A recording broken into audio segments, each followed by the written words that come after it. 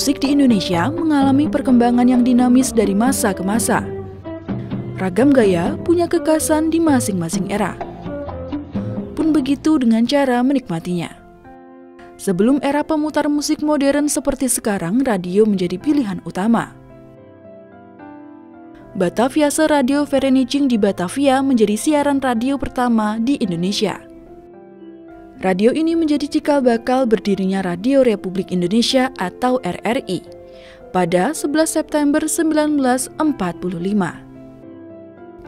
Didasari kebutuhan untuk merekam musik dan memproduksi rekaman dari berbagai daerah di Indonesia, serta mendistribusikannya kembali ke 26 stasiun siarannya, dua petinggi RRI Surakarta, Raden Utoyo Sumowijoyo dan Raden Ngabe Sugoto Suryodipuro, serta Direktur Jenderal RRI Raden Maladi mengusulkan untuk membentuk pabrik piringan hitam.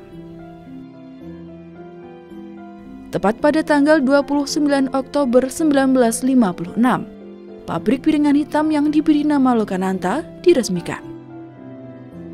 Solo dipilih menjadi lokasi.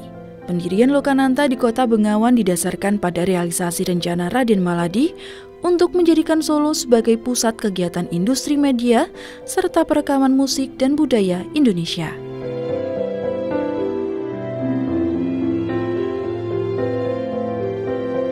Dulu bahasanya adalah Jawatan Radio Republik Indonesia Lokananta. Nah, jadi tujuannya didirikan Lokananta untuk mensupport RRI. Jadi zaman dulu materi-materi siaran RRI seluruh Indonesia itu yang buat adalah Lokananta. Untuk recordingnya awal-awal ada di RRI semua, rekaman-rekaman lagu-lagu daerah dan lain-lain itu direkam di RRI, kemudian masternya dikirim ke Lokananta, dibuatkan ke piringan hitam. Nah, piringan hitam itu kemudian disebarluaskan ke RRI seluruh Indonesia untuk materi siaran.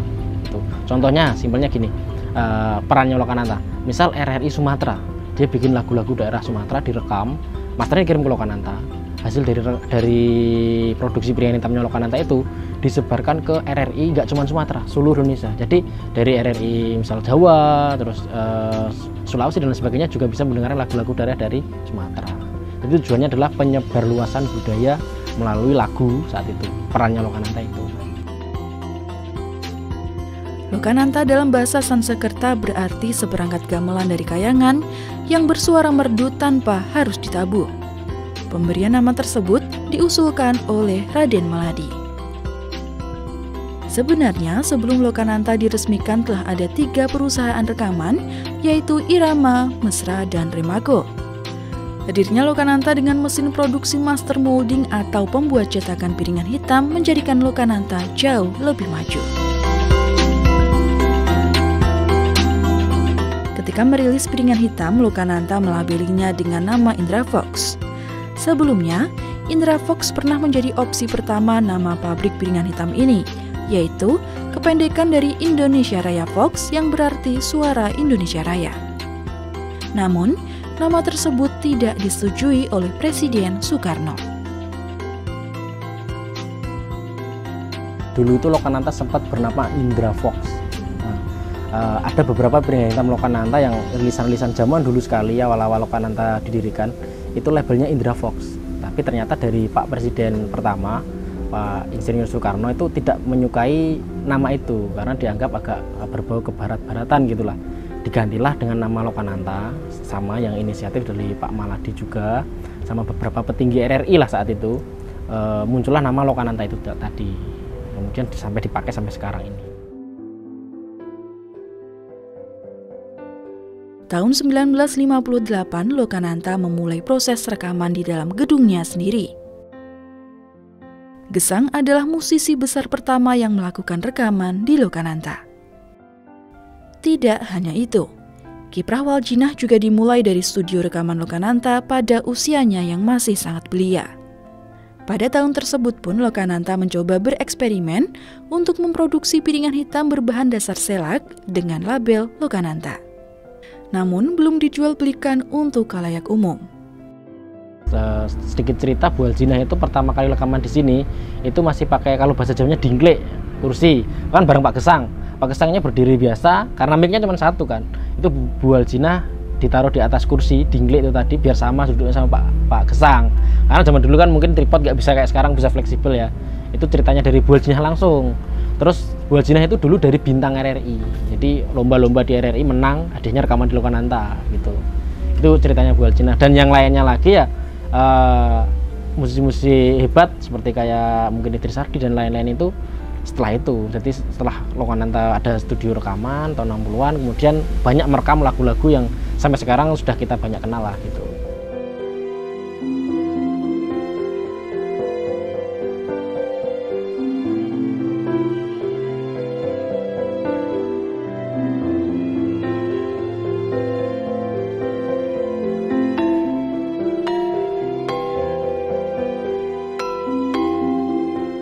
Melalui studio rekaman Lokananta, lagu-lagu nasional seperti Indonesia Raya, Padamu Negeri, dan banyak lagu daerah lainnya yang masyarakat dengar hingga saat ini direkam dan diproduksi. Koleksi piringan hitam Lokananta tidak hanya lagu-lagu dengan berbagai genre, namun pidato tokoh kebanggaan Indonesia Presiden Soekarno juga tersimpan rapi di sini. Tepat pada tahun 1951, Presiden Soekarno membaca ulang teks proklamasi yang direkam di studio RRI Jakarta. Lalu master rekamannya dikirim ke Lokananta untuk dicetak ke piringan hitam dan disebarkan ke seluruh Indonesia. Proklamasi. Kami, bangsa Indonesia, dengan ini menyatakan kemerdekaan Indonesia. Hal-hal yang mengenai pemindahan kekuasaan dan lain-lain diselenggarakan dengan cara saksama dan dalam tempo yang sesingkat-singkatnya.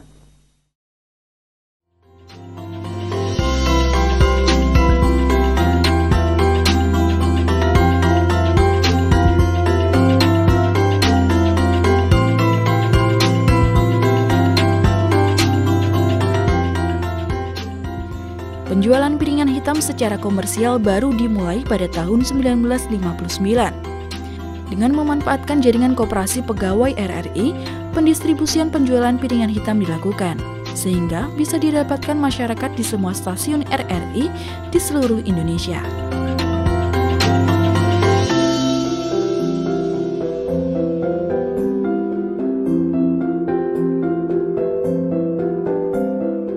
Secara signifikan, studio rekaman Lokananta terus meningkatkan kegiatan perekaman dan produksi piringan hitam.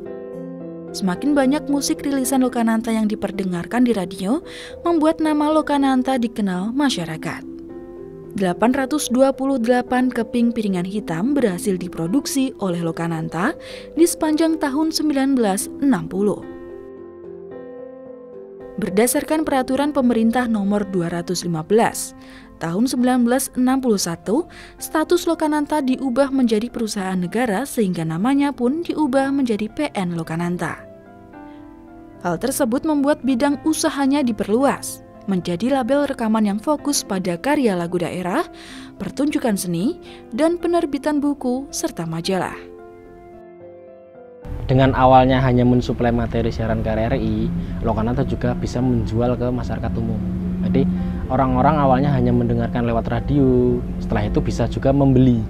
Jadi Lokananta memproduksi juga sebagai publisher kalau sekarang ya terkenalnya ya. Nah itu era-era perpindahan di PN Lokananta lah. Nah itu mulai dari perusahaan negara Lokananta, Lokananta bisa menjual materi-materi hasil rekamannya ke masyarakat umum. Jadi katanya sih dulu setiap kota adalah rekan-rekanan toko-toko yang menjual rilisan-rilisan Lokananta yang sampai saat ini pun masih ada sebenarnya.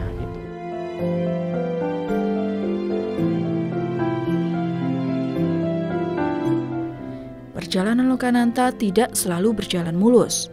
Maraknya pembajakan kaset di pasaran pada tahun 1969 dan pergantian era dari piringan ke kaset di tahun setelahnya mengakibatkan penjualan piringan hitam Lokananta menurun drastis.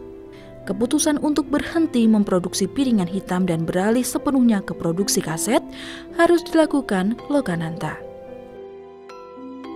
Kondisi Lokananta semakin terpuruk karena persaingan di antara industri rekaman lain dan terus maraknya pembajakan. Lokananta terpaksa untuk memutuskan kontrak dengan Waljina di tahun 1983. Album Entit yang dirilis ulang dalam bentuk kaset menjadi album perpisahan Waljina dan Lokananta setelah 25 tahun bekerjasama. Perubahan-perubahan terus dilakukan Lokananta untuk mempertahankan keberadaannya. Namun, perubahan terbesar terjadi saat pembubaran Departemen Penerangan oleh Presiden Abdurrahman Wahid di tahun 1999. Saya kesini diajak sama almarhum Glenn Fredly. Nah, beliau kebetulan membaca tentang Lokananta dari majalah Rolling Stone. Di tahun 2010, kami pernah membuat feature panjang tentang Lokananta yang judulnya Menyelamatkan Musik Indonesia. Pada waktu itu Lokananta kondisinya memang sudah memprihatinkan gitu ya. Dan dari sisi popularitas di kalangan anak muda sudah tidak ada yang mengenal Lokananta itu apa. Yang lebih miris lagi, dulu memang ada lapangan futsal di belakang. Anak-anak muda di sekitar sini di kota Solo lebih mengenal Lokananta sebagai lapangan futsal. Nah, itu yang impresi pertama ketika saya datang ke Lokananta waktu itu. Kondisinya bisa dibilang ruangan ini sangat menyedihkan lah ya dulu ya, kusam, terus kemudian tidak terawat, beberapa ada yang bocor gitu ya, dan tidak mengesankan kemegahan Lokananta pada zaman tahun 60-an misalnya, ataupun kejayaannya sampai tahun 70-an. Jadi situasi yang sangat menyedihkan itu berlangsung dari mulai Lokananta dibubarkan oleh Presiden Abdurrahman Wahid di tahun 99, karena waktu itu Departemen Penerangan dibubarkan juga karena Lokananta berada di bawah Departemen Penerangan waktu itu. Akhirnya Lokananta juga ikut dibubarkan. Nah, ketika proses pembubaran tersebut, Lokananta kehilangan induk. Akhirnya di tahun 2001 gitu ya, Lokananta dititipkan ke PNRI, Percetakan Negara Republik Indonesia. Mungkin karena dipikirnya Lokananta adalah mencetak piringan hitam, mencetak CD gitu ya, mencetak kaset. Jadi oke, kayaknya cocok nih kalau kita titip Lokananta di PNRI.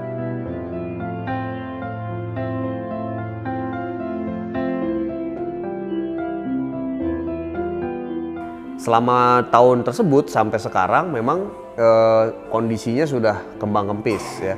Karena dari tahun 80-an sampai 90-an Lokananta juga didera masalah pembajakan kaset waktu itu. Dan masa jayanya Lokananta praktis memang dari tahun 60-an, 70-an sampai 80-an awal lah. Nah, setelah itu mengalami penurunan ya dengan meningkatnya perkembangan teknologi ya. Dari mulai kaset beralih ke CD, CD kemudian beralih ke MP3 gitu ya. Nah, karena ini merupakan perusahaan rekaman, merupakan sebuah pabrik piringan hitam dulunya, ya akhirnya tidak bisa beradaptasi dengan kondisi yang semakin digital gitu. Dan ini menggerus Lokananta sampai akhirnya makin meredup dan bisa dibilang hidup segan mati tak mau gitu ya di tahun 2012 itu ketika saya datang sampai ke tahun 2022 kemarin. Setelah melalui masa-masa kelabu, kini Lokananta memiliki wajah baru.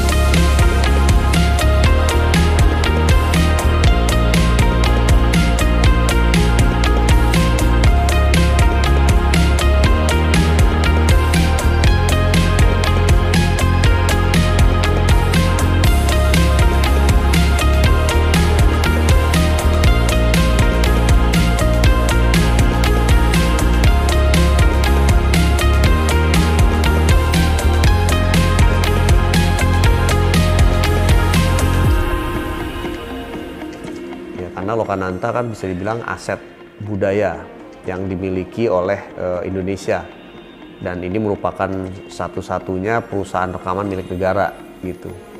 Nah, yang kondisi tersebut lah akhirnya yang membuat para pemangku kepentingan ya di tahun 2022 melalui PPA dan dana reksa melakukan investasi ya dengan merevitalisasi Lokananta.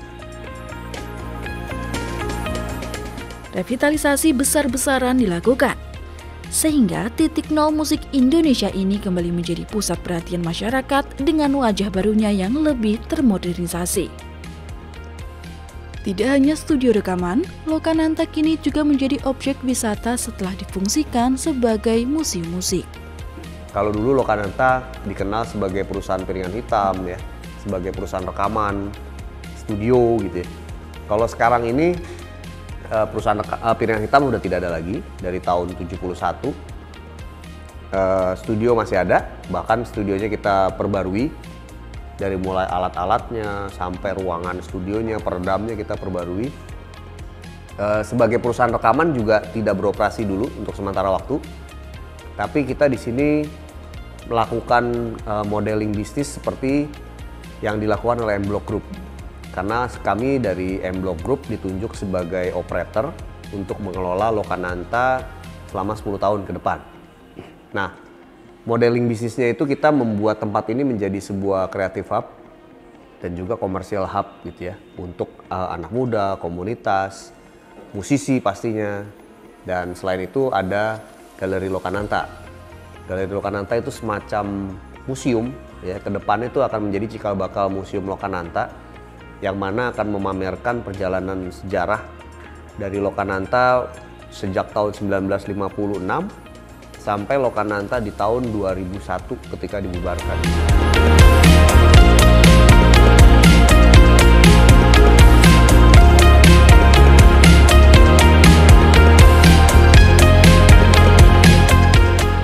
Ini kan dulunya gedung tua ya yang terabaikan, yang kemudian direvitalisasi dan difungsikan kembali gitu menjadi bentuk barunya sebagai tempat nongkrongnya komunitas ya, tempat berkegiatannya teman-teman musisi khususnya, dan juga buat para pelajar, turis yang ingin berkunjung mengenal sejarah musik Indonesia gitu. Jadi harapan kita memang tempat ini nggak jadi dilihat sebagai lapangan futsal kayak dulu atau menjadi rumah angker yang kalau dilihat dari luar ini kayaknya banyak hantunya gitu ya.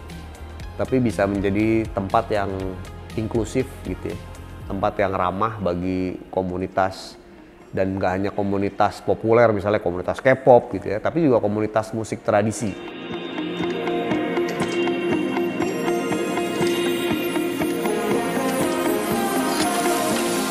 Mudah-mudahan bisa berguna untuk masyarakat, seluruh masyarakat di Indonesia, dan juga untuk sebagai pusat pendidikan, untuk rekreasi, itu sudah bagus sekali. Kita juga sudah melihat hasilnya juga sangat memuaskan. Jadi harapan kita semua di sini juga selain bermanfaat juga mudah-mudahan berguna juga untuk para karyawan dan lain-lain.